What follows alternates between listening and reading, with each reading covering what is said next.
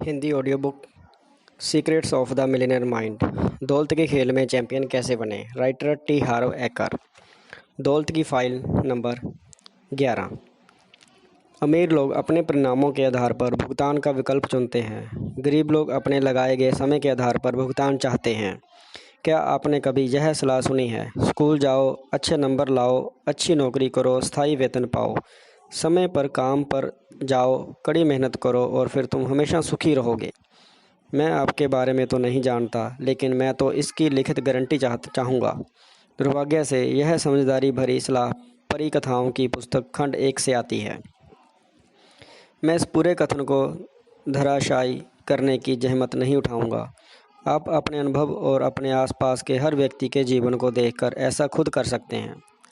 मैं तो इस स्थायी वेतन के पीछे के विचार पर चर्चा करना चाहूँगा। स्थायी वेतन पाने में कुछ गलत नहीं है, बशर्ते यह अपनी पूरी काबिलियत के मुताबिक अधिकतम कमाने की आपकी क्षमता में हस्तक्षेप ना करें। यही तो दिक्कत है। आम तौर पर यह दिक्कत आती ही है।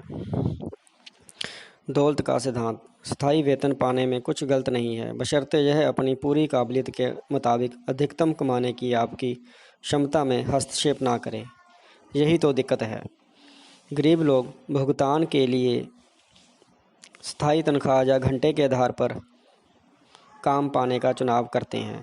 उन्हें सुरक्षा के इस एहसास की ज़रूरत होती है कि हर महीने उनके पास निश्चित राशि आ रही है। वह यह जानते ही नहीं हैं कि इस सुरक्षा की एक कीमत होती है और वह कीमत है दौलत। सुरक्षा पर आधारित जीवन डर पर आधारित होता है। आप दरअसल यह कह रहे हैं, मुझे डर है कि मैं अपने प्रदर्शन के आधार पर पर्याप्त नहीं कमा पाऊंगा, इसीलिए मैं सिर्फ आजीविका चलाने या आरामदेह बनने लायक आमदनी के साथ समझौता करता हूँ। अमीर लोग अपने परिणामों के आधार पर भुगतान पाना पसंद करते हैं, अगर पूरी तरह नहीं तो कम से कम आंशिक रूप से ही सही। अमीर लोग आमतौर पर किसी न किसी तरह अपने खुद के बिजनेस के मालिक होते हैं। वह अपने लाभ से अपनी आमदनी हासिल करते हैं। अमीर लोग कमीशन या लाभ के प्रतिशत पर काम करते हैं। वह ऊंची तनख्वाह के बजाय स्टॉक ऑप्शंस या लाभ में हिस्सेदारी लेने का विकल्प चुनते हैं। गौर करें कि इन चीज़ों में कोई गारंटी नहीं होती है। जैसा पहले बताया जा चुका है, पैसों की दुनिया में पुरस्कार आमतौर पर जोखिम के अनुपात में होते हैं।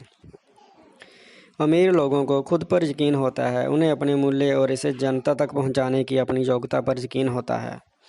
गरीब लोगों को खुद पर यकीन नहीं होता है, इसलिए उन्हें गारंटी की ज़रूरत होती है। हाल में मेरा पाला एक पब्लिक रिलेशंस परामर्शदाता से पड़ा जो चाहती थी कि मैं उसे हर महीने $4000 की फ़ीस दूं। मैंने उससे पूछा कि $4000 की फ़ीस के बदले में मुझे क्या मिलेगा।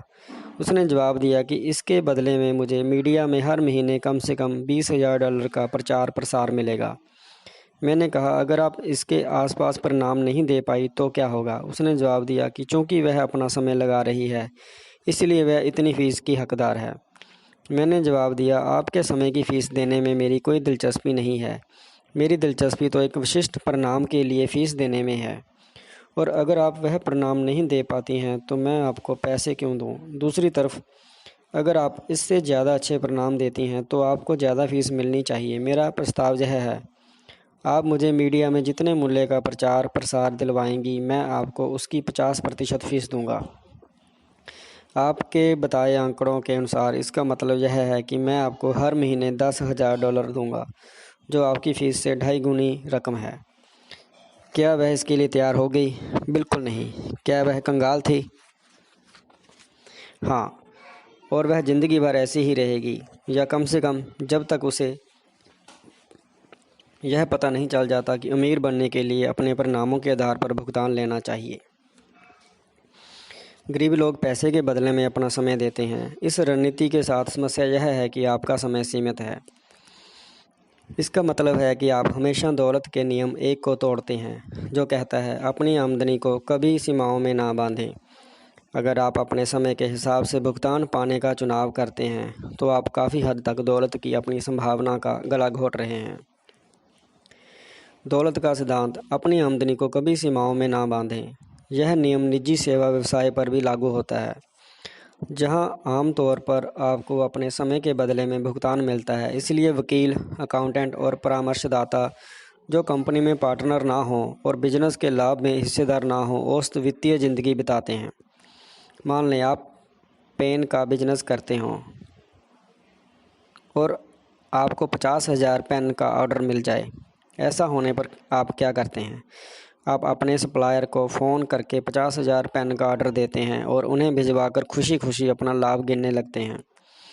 दूसरी तरफ मान लें आप मसाज थेरेपिस्ट हों और इतने सौभाग्यशाली हों कि 50,000 लोग आपकी दुकान के बाहर लाइन लगाकर खड़े हो जाएं और सभी आपसे ही मालिश करवाना चाहें। आप क्या करेंगे? आप खुद को गोली मार लेंगे कि मैं क्यों पेन के बिजनेस में नहीं हूँ। आप और कर भी क्या सकते हैं? लाइन के सबसे आखिर में खड़े व्यक्ति को यह समझाने की कोशिश करें कि शायद उन्हें थोड़ी देर हो जाएगी, क्योंकि उनका अपॉइंटमेंट आज से 40 साल बाद मंगलवार को 3:15 बजे है। मैं यह नहीं कह रहा हूँ कि निजी सेवा व्यवसाय करने में कोई बुराई है, बस उसमें फटाफट अमीर बनने की उम्मीद ना करें जब तक कि आप खुद को डुप्लिकेट करने या लीवरेज करने का कोई तरीका ना खोज लें। अपने सेमिनारों में मैं अक्सर ऐसे कर्मचारियों से मिलता हूं जो तनख्वाह या घंटे के आधार पर भुगतान पाते हैं। वह मुझसे शिकायत करते हैं कि उन्हें उतना पैसा नहीं मिल रहा है जितने के वे हकदार हैं। मेरी प्रतिक्रिया होती है, किसकी राय में? मुझे यकीन है कि आपके बॉस की राय में आपको वाजिब भुगतान मिल रहा है। आप तनख्वाह की चक्की से उतर क्यों नहीं जाते हैं? आप अपने प्रदर्शन के आधार पर पूर्ण या आंशिक भुगतान की मांग क्यों नहीं करते हैं? या अगर यह संभव ना हो तो आप खुद का बिजनेस शुरू क्यों नहीं करते? फिर आपको पता चल जाएगा कि आप अपनी योग्यता जितना ही कमा रहे हैं, ना जाने क्यों। मेरी इस सलाह से वह लोग संतुष्ट नहीं होते हैं। जाहिर है वह लोग तो बाज़ार में अपने सच्चे मूल्य की जांच करने की बात सोचकर ही दहशत में आ जाते हैं। अक्सर ज़्यादातर लोगों को अपने परिणामों के आधार पर भुगताने में सबसे बड़ा डर यह होता है कि वे अपनी पुरानी कंडीशनिंग से बाहर निकलने में डरते हैं। मेरे अनुभव में स्थायी तनख्वाह की चक्करघिन्नी में फंसे ज़्यादातर लोगों के अतीत की प्रोग्रामिंग उन्हें बताती है कि यह काम के बदले भुगतान पाने का सामान्य तरीका है। आप अपने माता पिता को दोष नहीं दे सकते। मेरा अनुमान है कि अगर आप अच्छे पीड़ित हैं तो आप ऐसा कर भी सकते हैं। ज़्यादातर माता पिता कुछ ज़्यादा ही सुरक्षा चाहते हैं, इसलिए स्वाभाविक रूप से वे अपने बच्चों के लिए सुरक्षित रोजगार चाहते हैं। जैसा आपको शायद पहले ही पता चल चुका होगा, नियमित तनख्वाह पर काम नहीं करने वाले व्यक्ति के माता पिता आमतौर पर यह लोकप्रिय वाक्य बोलते हैं, तुम ढंग की नौकरी कब करोगे? मुझे याद है मेरे माता पिता ने भी मुझसे यही सवाल पूछा था। शुक्र है मेरा जवाब था, उम्मीद है कभी नहीं। इस पर मेरी माँ बौखला गई। बहरहाल मेरे पिता ने कहा, अच्छा है, निश्चित तनख्वाह पर किसी दूसरे के लिए काम करके तुम कभी अमीर नहीं बन पाओगे। अगर तुम नौकरी करना ही चाहो तो यह सुनिश्चित करना कि तुम्हें प्रतिशत में भुगतान मिले, वरना खुद के लिए काम करना। मैं भी आपको प्रोत्साहित करता हूं कि आप खुद के लिए काम करें, अपना खुद का बिजनेस शुरू करें, कमीशन पर काम करें, आमदनी या कंपनी के लाभ का प्रतिशत लें या स्टॉक ऑप्शन लें। साधन चाहे जो हो, बस यह सुनिश्चित करें कि आपको अपने परिणामों के आधार पर भुगतान मिले। व्यक्तिगत रूप से मैं मानता हूं कि हर व्यक्ति को बिजनेस का मालिक होना चाहिए, चाहे वह बिजनेस फुल टाइम हो या पार्ट टाइम। पहला कारण यह है कि ज़्यादातर मिलियनेयर अपने खुद के बिजनेस से अमीर बने हैं। दूसरा कारण यह है कि दौलत बनाना बहुत मुश्किल हो जाता है जब टैक्स अधिकारी आपकी आमदनी का लगभग आधा हिस्सा हड़पने के लिए तैयार बैठा हो। जब आप अपने बिजनेस के मालिक होते हैं तो आप टैक्सों में बहुत सा पैसा बचा लेते हैं, क्योंकि आप अपने कुछ खर्च जैसे कार, यात्रा, शिक्षा और यहाँ तक कि मकान पर भी टैक्स की बचत कर लेते हैं।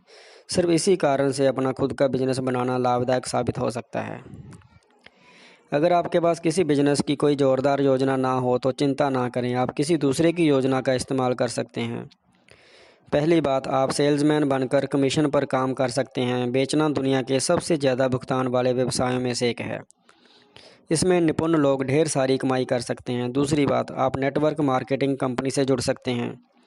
दर्जनों अच्छी कंपनियां हैं और उनके पास वह सभी प्रोडक्ट तथा सिस्टम है जो आपको शुरुआत में चाहिए। सिर्फ कुछ रुपयों में आप डिस्ट्रीब्यूटर बन सकते हैं और बहुत कम प्रशासनिक दिक्कतों के साथ बिजनेस मालिक बनने के सभी लाभ उठा सकते हैं। अगर आपको नेटवर्क मार्केटिंग बिजनेस जचता हो तो यह दौलत के लिए आपका हवाई जहाज़ बन सकता है। लेकिन, और यह एक बड़ा लेकिन है, एक पल के लिए भी यह ना सोचें कि आप मुफ्त में सवारी करने वाले हैं।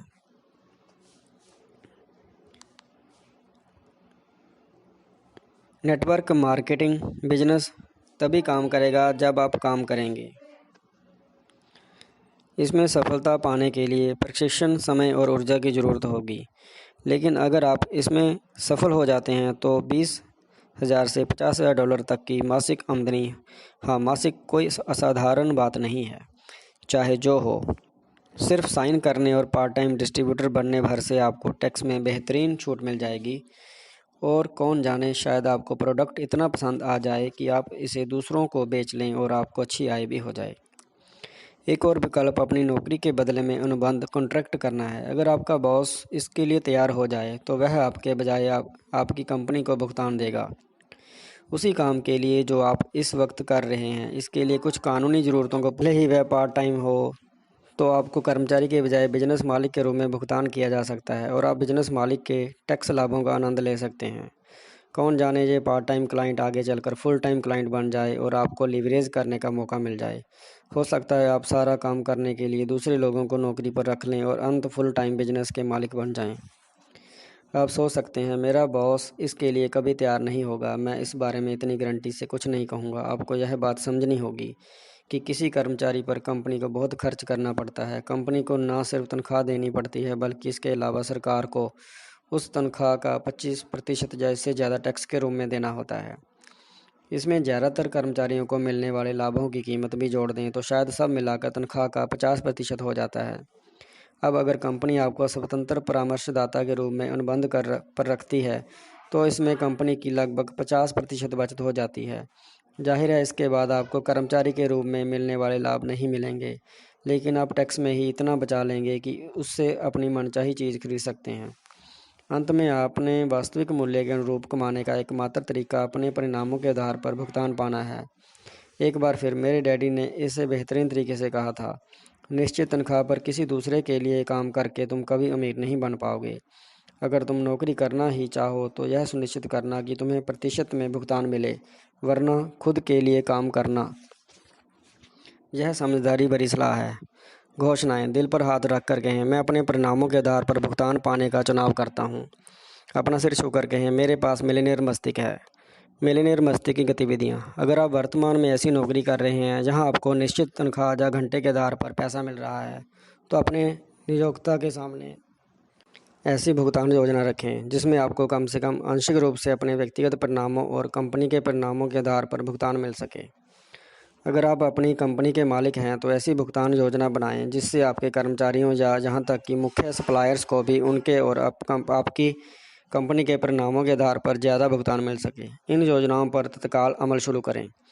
अगर आप इस समय नौकरी में हो और आपको अपने परिणामों के आधार पर भुगतान नहीं मिल रहा हो तो खुद का बिजनेस शुरू करने के बारे में सोचें। आप पार्ट टाइम बिजनेस शुरू कर सकते हैं। आप आसानी से नेटवर्क मार्केटिंग कंपनी से जुड़ सकते हैं, या प्रशिक्षक बन सकते हैं, या दूसरों को अपना ज्ञान दे सकते हैं, या अपनी स्वतंत्र परामर्शदाता सेवाएं उसी कंपनी को दे सकते हैं जहां आप काम कर रहे हैं। फ़र्क सिर्फ इतना रहेगा कि इस बार आपको भुगतान लगाए गए समय के आधार पर नहीं, बल्कि प्रदर्शन और परिणाम के आधार पर मिलेगा।